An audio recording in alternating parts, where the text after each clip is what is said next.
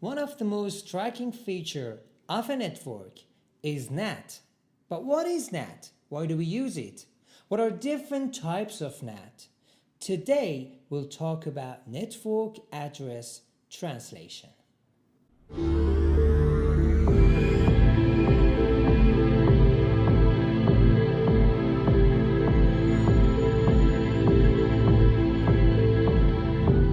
As a matter of fact, NAT is used to translate one IP address into another.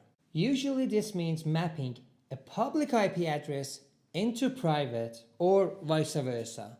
Although this simple definition makes sense, it is not the whole story. Imagine traffic coming into our LAN.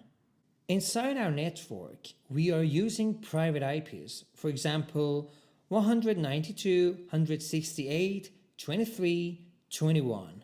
But the packet arriving from the internet is destined for a public IP. Our LAN devices don't know anything about that public IP, so we need a feature that can convert it into something they understand. This feature is NAT. If you are given a specific IP address to use as the NAT source, this is called source NAT.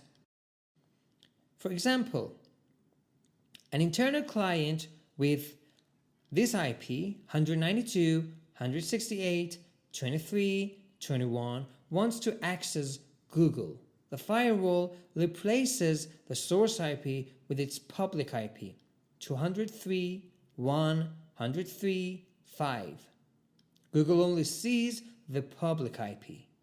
On the other hand, we have destination NAT, or simply DNAT. As the name suggests, it's the opposite.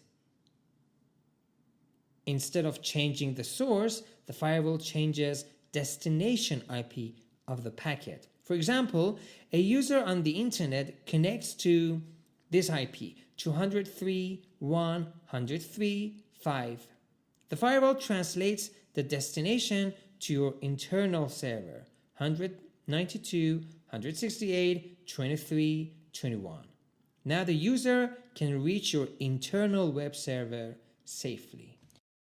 In short, SNAT is when we are translating private IP into public address, used when inside user goes out, and DNAT is exactly vice versa.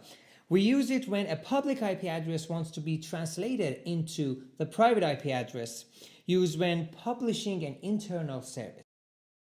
NAT is a very powerful feature. Knowing how to configure it properly will help you solve many important network and security tasks. Hope you learned something new today. If you have any questions, drop them in the comments, and see you next session. Bye.